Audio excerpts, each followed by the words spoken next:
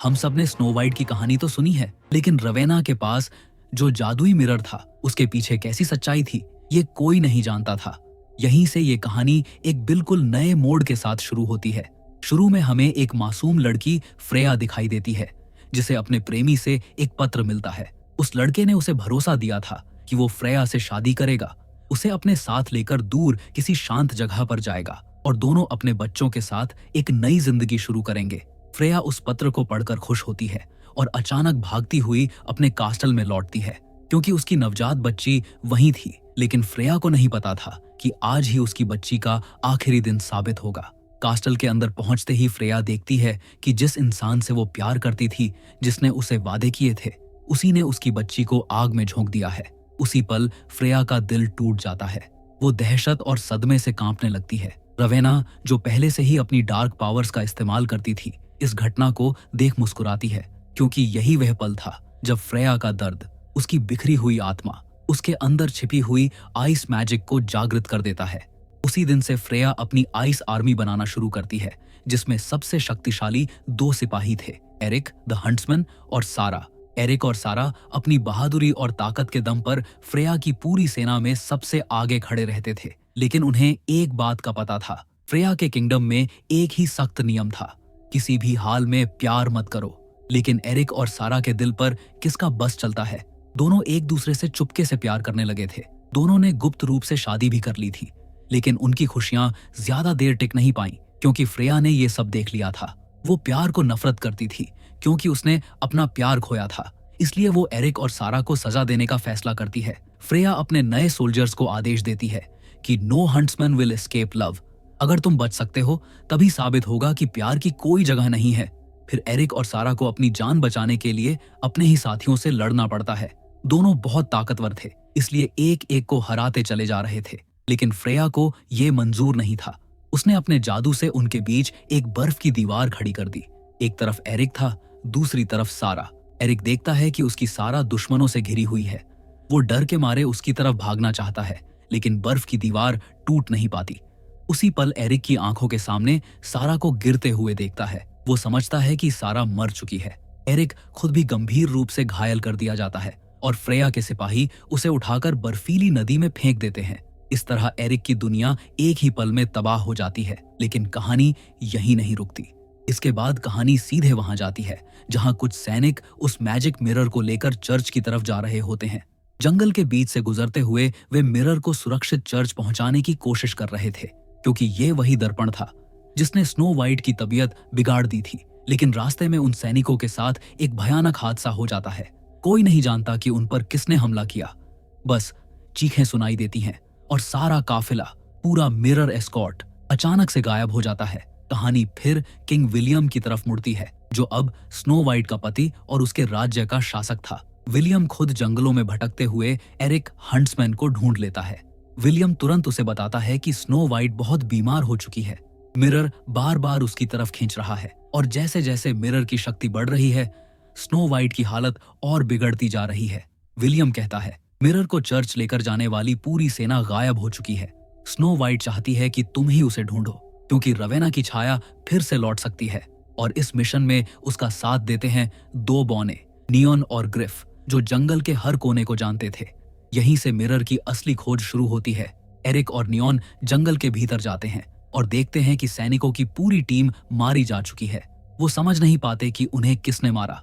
लेकिन तभी फ्रेया द्वारा भेजे गए नए हंट्समैन वहां आ जाते हैं। उनका एक ही मकसद था, एरिक को मारना। लड़ाई शुरू होती है। बहुत भयंकर टक्कर होती है। जब ऐसा लगता है कि एरिक बच नहीं पाएगा, तभी कोई उसे पीछे से बचा लेता है। बाकी हंट्समैन डरकर जंगल में भाग जाते हैं। एरिक उठकर देखता है कि उसे किसने बचाया। वो जैसे ही उस शख्स को देखता है, वो हैरान रह जाता है। वो सारा थी, जिसे एरिक 7 साल पहले मरा हुआ समझ चुका था। सारा उसे बताती है कि मैं उस दिन मरी नहीं थी, तुम वहां से मुझे छोड़कर भाग गए थे। तुमने मुझे बचाने की कोशिश भी नहीं की। एरिक यह सुनकर टूट जाता है। उसे यकीन ही नहीं होता कि सारा अब भी जिंदा है। दोनों के बीच गलतफहमियों की एक गहरी दीवार खड़ी हो चुकी थी। लेकिन खेल यहीं खत्म नहीं हुआ था, क्योंकि इस खबर के साथ ही फ्रेया को भी पता चल चुका था कि एरिक जिंदा है और मिरर फिर से उसकी पहुंच में है। सारा कहती है कि वह जिंदा है और अब वह भी उनके साथ मिरर ढूंढने चलना चाहती है। फ्रेया तक उनका पता न पहुंचे, इसलिए चारों फैसला करते हैं कि वे पैदल ही आगे बढ़ेंगे। थोड़ी ही दूर जाते हैं कि एक ट्रैप में फंस जाते हैं और यह जाल दो चालाक महिला बौणों ने लगाया होता है, मिसेस ब्रोमविन और डोरेना। लेकिन लड़ने की बजाय ब्रोमविन एक डील रखती है, मैं तुम्हें मिरर तक पहुंचा दूंगी, बदले में वहां का सारा सोना मैं रखूंगी। एरिक को यह सौदा मानना पड़ता है और अब 6 लोगों की यह छोटी सी टीम गॉब्लिन फॉरेस्ट की ओर निकल पड़ती है। नदी पार करने के बाद एरिक, सारा, दोनों ड्वार्फ्स और बाकी लोग धीरे धीरे गॉब्लिन्स के इलाके में पहुंच जाते हैं। रास्ते में चारों तरफ बिखरे हुए सुनहरे पत्थर उनकी नजर पकड़ लेते हैं। थोड़ा आगे बढ़ते ही उन्हें एक पुराना सा पुल दिखाई देता है। पुल के नीचे पूरी नदी पिघले हुए सोने की तरह चमक रही थी। वो लोग सावधानी से पुल पार करते हैं और आगे बढ़ते ही देखते हैं वही गोल्डन मिरर उनके सामने रखा है, बिल्कुल वैसा जैसा उन्हें बताया गया था। चारों जैसे ही मिरर के करीब पहुंचने वाले होते हैं, अचानक एक विशाल गॉब्लिन भारी आवाज के साथ ऊपर से कूदकर उनके सामने गिरता है। उस झटके से एरिक, सारा और बाकी सब कुछ पल के लिए पत्थर की तरह जम जाते हैं। गॉब्लिन अपनी चमकती आंखों से उन्हें एक एक करके घूरता है और अचानक जोरदार दहाड़ के साथ हमला कर देता है। तुरंत लड़ाई शुरू हो जाती है। गॉब्लिन और एरिक आमने सामने भिड़ जाते हैं। सारा भी उसकी मदद करती है। दूसरी तरफ ड्वार्फ्स मिरर को पकड़कर पुल की ओर दौड़ पड़ते हैं ताकि उसे सुरक्षित ले जाया जा सके। लेकिन कुछ ही सेकंड में चारों तरफ से और भी गॉब्लिन्स आने लगते हैं, ऊपर पेड़ों से, नीचे छायाओं से, हर दिशा से। एरिक समझ जाता है कि अब सबकी जान खतरे में है। वो चिल्लाकर सारा से कहता है, सारा, तुम मिरर लेकर आगे बढ़ो, जल्दी। सारा और ड्वार्फ्स पुल की तरफ भागने लगते हैं, जबकि एरिक गॉब्लिन्स को रोकने के लिए अकेले लड़ने लगता है। गॉब्लिन उसके ऊपर छलांग मारते हैं और एरिक लगभग मरने ही वाला होता है। तभी पीछे से सारा एक तीर चलाती है, सीधा बड़े गॉब्लिन की छाती में। तीर लगते ही गॉब्लिन जलने लगता है और जलने की आग बाकी गॉब्लिन्स को भी पकड़ लेती है। कई गॉब्लिन्स पीछे हट जाते हैं और इस आग की वजह से एरिक भी बच जाता है। एरिक हांफते हुए खड़ा होता है और सारा की ओर देखता है और दोनों समझ जाते हैं कि अगर वह एक तीर देर से चलाती तो एरिक अब तक मर चुका होता। एरिक, सारा और बाकी बौने शांत जंगल में रास्ता तय कर रहे थे। गॉब्लिन से जान बचाने के बाद सब थक चुके थे, इसलिए एरिक कहता है कि यहाँ ही रात बितानी चाहिए। सब सहमत होते हैं और एक सुरक्षित जगह ढूंढकर रुक जाते हैं।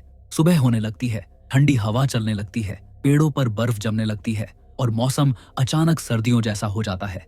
एरिक को महसूस होता है कि कुछ सही नहीं है। वह सारा की तरफ देखता है और धीरे से पूछता है, सारा, क्या तुम मुझसे कुछ छुपा रही हो?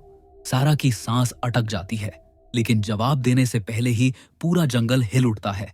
सफेद बर्फ का तूफान चारों तरफ फैल जाता है और उसी तूफान के बीच फ्रेया अपनी पूरी बर्फीली सेना लेकर वहां पहुंच जाती है। एरिक सच में कुछ समझ पाता उससे पहले ही फ्रेया की ठंडी कठोर आवाज गूंजती है, सारा, तुम जानती हो क्या करना है? आदेश दोहराऊं? एरिक हैरान हो जाता है। उसकी आंखों में धोखे का दर्द साफ दिखता है। सारा उसकी तरफ देखती है और उसकी आंखों में आंसू भर आते हैं।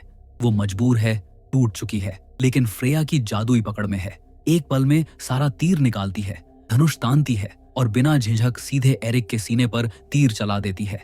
तीर सीधा धंस जाता है, एरिक जमीन पर गिरता है। फ्रेया ठंडी मुस्कान के साथ गोल्डन मिरर उठाती है और अपने आइसी महल की तरफ वापस लौट जाती है। सारा बिना पीछे देखे उसके साथ चली जाती है। सबको लगता है एरिक मर चुका है। बौने धीरे धीरे एरिक के पास आते हैं और कांपते हाथों से उसके सीने में धंसा तीर निकालते हैं। पर तभी एक आवाज आती है, एरिक की सांस। वह जिंदा था क्योंकि तीर सीधे उसके सीने पर नहीं, उसके पहने हुए लटकन लॉकेट पर लगा था, जो तीर को रोक गया। एरिक सांसें भरते हुए उठता है और बुदबुदाता है, सारा कभी गलत निशाना नहीं लगा सकती। उसने मुझे बचाया है, उसने धोखा नहीं दिया, मजबूर थी। बौने पूछते हैं, अब क्या करेंगे एरिक? अब बस एक ही रास्ता है, फ्रेया को रोकना होगा और यहीं से उनकी असली लड़ाई शुरू होती है। अगर आपको कहानी पसंद आए तो चैनल को लाइक और सब्सक्राइब करें। दूसरी तरफ फ्रेया अपने बर्फीले महल में पहुंच चुकी थी।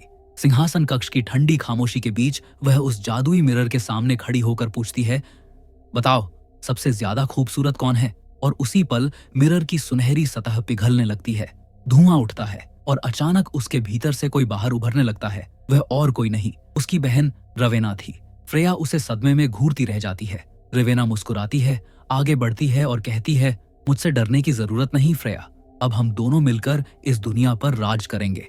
उधर एरिक अपनी पूरी हिम्मत जुटाकर बर्फीले पहाड़ पर चढ़ता है।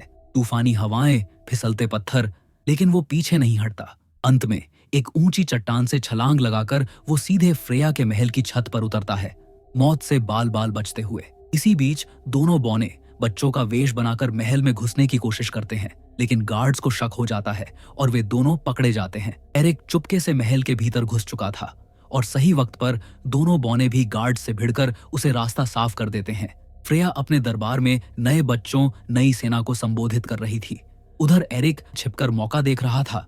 जैसे ही वो तीर चलाता है, रवेना हवा से तीर को पकड़ लेती है। सारा दूर से उसकी मदद करने की कोशिश करती है, लेकिन उसे भी कैद कर लिया जाता है।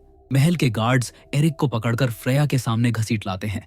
फ्रेया आदेश देती है, दोनों को मार दो, लेकिन उन्हें मारने वाला उनकी जंजीर तोड़ देता है। एरिक आजाद होते ही लड़ाई शुरू होती है। रवेना गुस्से में अपनी काली जादू से सभी पर हमला कर देती है। फ्रेया चिल्लाती है, बस रोक दो यह सब, और वह उनके बीच बर्फ की एक विशाल दीवार उठा देती है रवेना को रोकने के लिए। अब दोनों बहनों के बीच कड़वाहट फूट पड़ती है। रवेना ठंडी हंसी के साथ कहती है, तुम अब भी उतनी ही कमजोर हो फ्रेया। फ्रेया कांपती आवाज में पूछती है, बताओ रवेना, उस रात तुमने क्या किया था? रवेना उसका चेहरा पकड़ लेती है और जादू से उसके दिमाग में झांकती है। वहीं फ्रेया को सच्चाई दिखती है। उस आदमी को जिसे वो प्यार करती थी, उसे रवेना ने अपने जादू से वश में किया था और उसी की वजह से फ्रेया की बच्ची की मौत हुई थी। दुनिया फ्रेया से नहीं, रवेना के धोखे से टूटी थी। सच बाहर आते ही रवेना का चेहरा डरावना हो जाता है। वह फ्रेया पर हमला कर देती है। फ्रेया गंभीर रूप से घायल होकर गिर जाती है और उसी झटके से उसकी बनाई बर्फ की दीवार भी टूट जाती है। एरिक और सारा अंदर घुसते हैं। कुछ ही सेकंड में कई सैनिक गिर जाते हैं। एरिक पूरी ताकत से रवेना से भिड़ता है। आखिरी सांसें गिनती फ्रेया अपने जादू से गोल्डन मिरर को बर्फ में बदल देती है। एरिक समझ जाता है कि यही रवेना की असली ताकत का स्रोत है। वह अपनी पूरी ताकत से मिरर पर वार करता है। मिरर टुकड़ों में बिखर जाता है। मिरर टूटते ही रवेना चीखती है। उसकी शक्तियां खत्म होने लगती हैं और वह भी टूटकर बिखर जाती है। रवेना का आतंक और मिरर का काला जादू यहीं खत्म हो जाता है।